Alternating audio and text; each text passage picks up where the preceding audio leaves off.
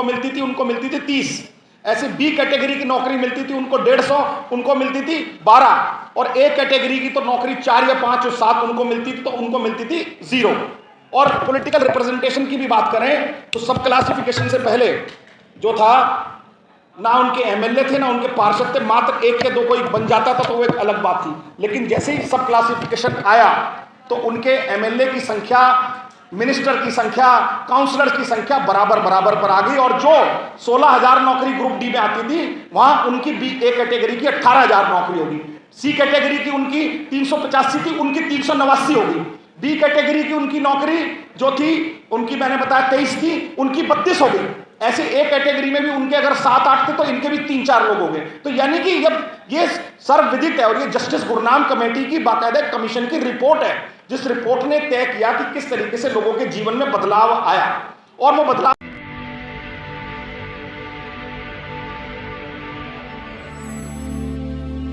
शानदार शिक्षक, भारतीय समाज निर्माण संघ के राष्ट्रीय अध्यक्ष जनाब वीर सिंह बहुत साहब और जितने लोग यहाँ पर बैठे हैं, हमारे सभी सम्मानित साथियों, महापुरुषों को मैं नमन करता हूँ। और जो वीर सिंह साहब कह रहे थे कि इतने लोग रुकते नहीं, मैं तो समझता हूँ जो लोग रुके हैं, हमें क्वांटिटी नहीं क्वालिटी पर विश्वास रखना चाहिए। जैसे गुरु गोविंद सिंह जी ने जो खालसा पंथ को स्थापित किया और खालस लोगों को पकड़ा, तब उन्होंने कहा था कि जे चिड़िया नाल बाज लड़ावा, गीदड़ नू भी शेर बनावा, 1.25 लाख ते एक लड़ावा, ता गुरु गोविंद सिंह नाम धरावा।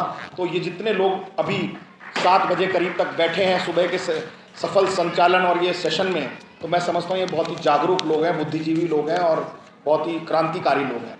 आज का विषय जैसा था, क्योंकि अंतिम वक्ता के पास बोलने के लिए बहुत कुछ बचता नहीं है, काफ़ी सारी बातें रख दी और मैं उनको रिपीट नहीं करना चाहता, लेकिन विषय बहुत ज़बरदस्त वीर सिंह साहब ने रखा कि बहुजन समाज के स्वयंभू नेताओं ने फूले अम्बेडकर आंदोलन को आज चौराहे पर लाकर खड़ा कर दिया है और इसे कैसे आगे बढ़ाया जाए।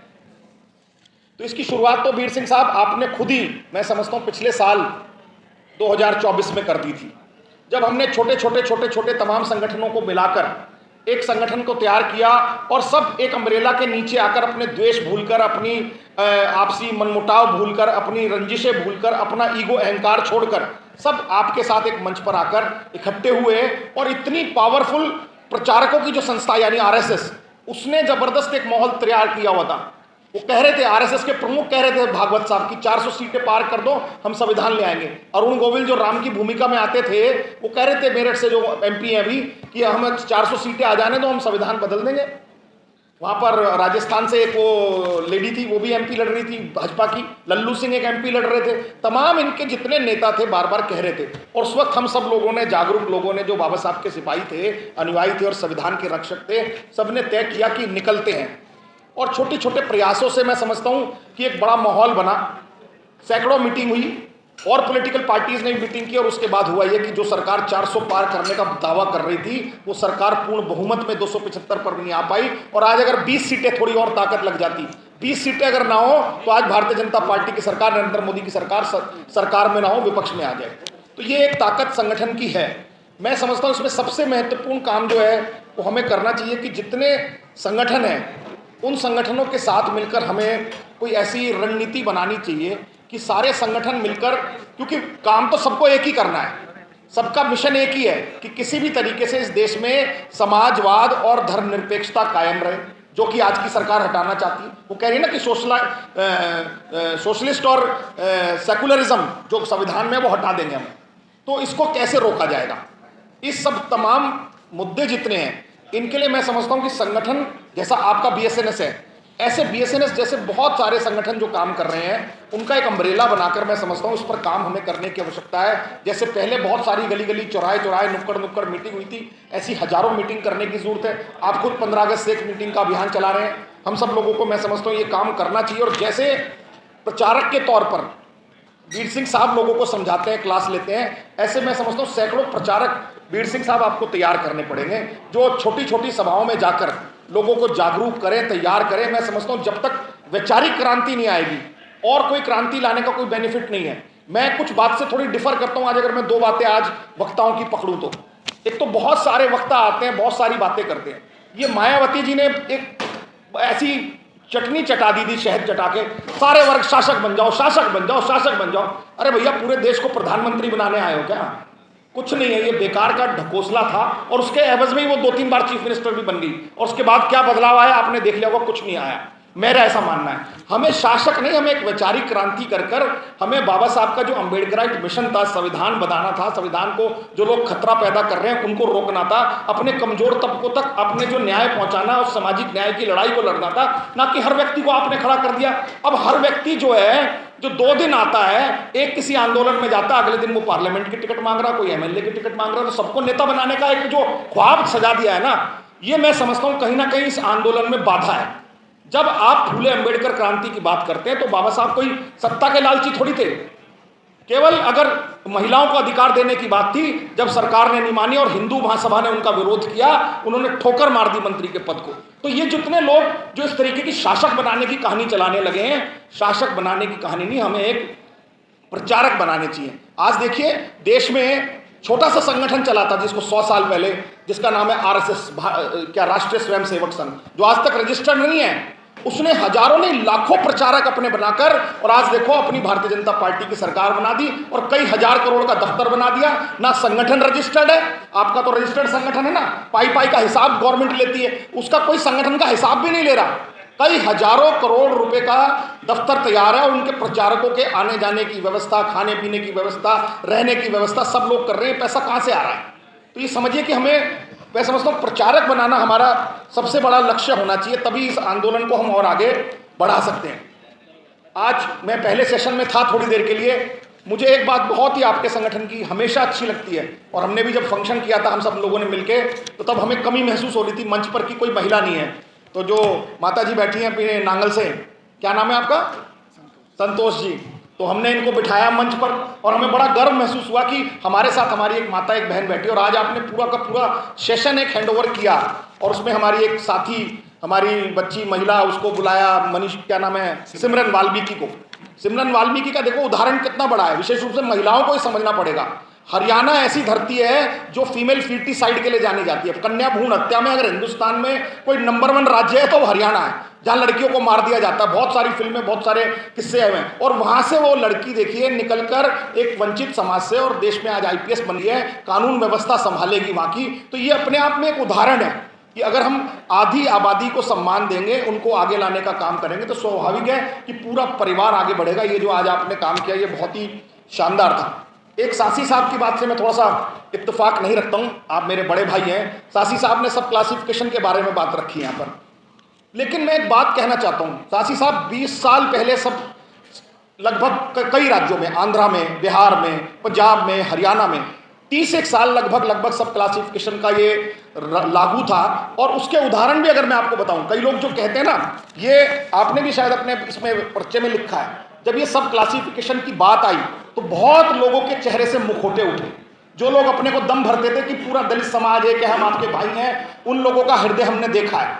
आज आप अगर किसी व्यक्ति को उसके अकॉर्डिंग टू पॉपुलेशन अगर कोई अधिकार मिल रहा है और वो भी कानून सम्मत मिल रहा है, देश की सर्वोच्च न्यायालय ने 7 जजों की खंडपीठ में 6 जज ने इसको सर्वमान्यता से अपना फैसला सुनाया है। उस फैसले के बाद मैं समझता हूं बड़ा हृदय रखकर, सम्मान कर कर वो चीज मिलनी चाहिए। और उसका मैं उदाहरण भी देता हूं, हरियाणा का ही मैं एक उदाहरण दे देता हूं, आपके पड़ोस के राज्य का। हरियाणा में जब सब क्लासिफिकेशन लागू नहीं था तो डी कैटेगरी की 17,000 नौकरी केवल बी कैटेगरी वाले लोगों को मिलती थी, ए कैटेगरी वालों को मिलती थी मात्र 200-250। ऐसे ही सी कैटेगरी की 385 नौकरी उनको मिलती थी 30। ऐसे बी कैटेगरी की नौकरी मिलती थी उनको 150, उनको मिलती थी 12। और ए कैटेगरी की तो नौकरी 4 या 5 और 7 उनको मिलती थी, तो उनको मिलती थी 0। और पॉलिटिकल रिप्रेजेंटेशन की भी बात करें तो सब क्लासिफिकेशन से पहले जो था, ना उनके एमएलए थे ना उनके पार्षद थे, मात्र 1 या 2 कोई बन जाता था तो वो एक अलग बात थी। लेकिन जैसे ही सब क्लासिफिकेशन आया तो उनके एमएलए की संख्या, मिनिस्टर की संख्या, काउंसलर की संख्या बराबर पर आ गई। और जो 16,000 नौकरी ग्रुप डी में आती थी, वहां उनकी बी ए कैटेगरी की 18,000 नौकरी होगी। सी कैटेगरी की उनकी 385 थी, उनकी 389 होगी। बी कैटेगरी की उनकी नौकरी जो थी, उनकी मैंने बताया 23 थी, उनकी 32 हो गई। ऐसे एक कैटेगरी में भी उनके अगर 7-8 थे तो इनके भी 3-4 लोग हो गए। तो यानी कि ये सर्वविदित है और ये जस्टिस गुरनाम कमेटी की बाकायदा कमीशन की रिपोर्ट है, जिस रिपोर्ट ने तय किया कि किस तरीके से लोगों के जीवन में बदलाव आया।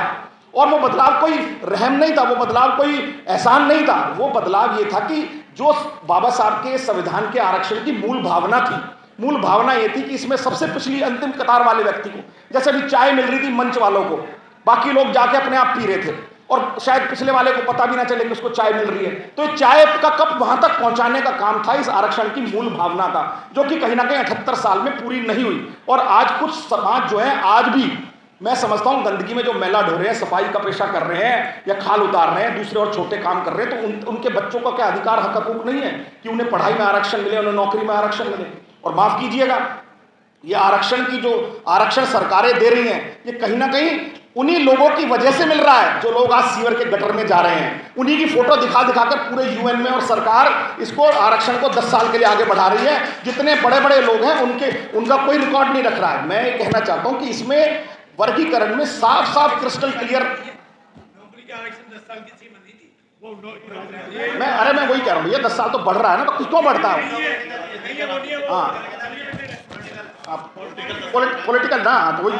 अब आप सुनिए, इसमें मैं आपको सिर्फ ये कहना चाहता हूं कि वर्गीकरण के मुद्दे पर जब सर्वोच्च न्यायालय की खंडपीठ में रिव्यू पिटीशन भी खारिज हो गई है, उसके बाद अगर कोई इस बात को कहता है तो मैं समझता हूं वो बाबा साहब के संविधान को चैलेंज कर रहा है। संवैधानिक रूप से संवैधानिक पीठ ने अगर ये बात तय कर दी है कि ये वर्गीकरण होना चाहिए और ये लागू होना चाहिए, बल्कि इनफैक्ट 1 अगस्त 2024 को ये फैसला आया था और आज 1 अगस्त 2025 के बाद भी बहुत सी सरकारों ने नहीं किया, और विशेष रूप से भारतीय जनता पार्टी की सरकार ने नहीं किया है। भारतीय जनता पार्टी की सरकार तो नहीं चाह रही कि सबसे कमजोर तबके तक ये लाभ पहुंचे। और वैसे तो अगर आरक्षण की ओवरऑल बात करें, अगर हम, आप लोगों को समझदार लोग अभी बैठे हैं यहाँ पे मंच पे, इसमें सभागार में, आरक्षण तो सही मायनों में इन्होंने 2004 से इसको डाइल्यूट करना शुरू कर दिया था, चाहे वो लेटरल एंट्री हो, चाहे कॉन्ट्रेक्चुअल सिस्टम हो, चाहे निजीकरण लगा दिया हो। तो इसके बावजूद भी फिर भी जितनी अगर कोई नौकरियां हैं उनमें अगर, या किसी और पॉलिटिकल रिप्रेजेंटेशन में अगर वो मिलता है, तो मैं समझता हूँ, मेरा ऐसा मत है कि वो संविधान के अनुरूप कोर्ट के आदेश के माध्यम से मिलना चाहिए। इसी संबंध में हम जो सामाजिक संगठनों के मोर्चा जो वीर सिंह बहुत साहब ने तैयार किया, मैं आपको ये बताना चाहता हूँ कि बहुत जल्द इन्हीं के आदेश पर हम सब लोग जो हैं जल्द ही एक बड़ा समागम हमने करने का ऐलान किया था कि हम सारे लोग मीटिंग करेंगे। तो 7 अक्टूबर को वाल्मीकि जयंती होती है और 4 अक्टूबर को शनिवार का दिन हमें मिला है। तो उस दिन हम ये लोधी रोड पर एक आंध्रा एसोसिएशन का ऑडिटोरियम है, काफ़ी बड़ा ऑडिटोरियम है, वहाँ पर हम सब लोग इकट्ठा होंगे। अपने कुछ मुद्दे हम जो छोटी छोटी मीटिंग सब करेंगे 2 महीने में, उनमें तय करेंगे कि हमें क्या हमारे सामने चैलेंज है, कौन सी विचारधारा की सरकार है, किस तरीके से हमारे वो आरक्षण को डाइल्यूट करना चाहती है, किस तरीके से संविधान को बदलना चाहती है, किस तरीके से उन्होंने सरकारी नौकरियों को बंद कर दिया, किस तरीके से शैक्षणिक संस्थाओं में हमारे खिलाफ है, किस तरीके से प्राइवेट जो जॉब्स हैं उसमें हमें रिजर्वेशन नहीं दिया जा रहा है, या एट्रोसिटीज़ के जो केस हैं वो ज़्यादा बढ़े जा रहे हैं, या और अनेक मुद्दे जो भी हम तय करेंगे उस पर हम वहाँ विचार विमर्श भी करेंगे। सरकार के नुमाइंदों को और विपक्ष के नुमाइंदों को भी हम बुलाने की कोशिश करेंगे, ताकि वहाँ पर इस पर चिंतन मंथन मनन हो और सरकार से 2-2 हाथ करने की बात करें, आर पार की बात करें, सरकार से अपने हक अधिकार हकूक के लिए लड़ाई लड़े। मैं इन्हीं शब्दों के साथ, क्योंकि समय बहुत हो गया है, लिखे मैंने बहुत पॉइंट थे, लेकिन मैं अभी बात नहीं रखना चाहता हूं। मैं चाहता हूं कि वीर सिंह बहुत साहब और पूरी भारतीय समाज निर्माण संघ की टीम को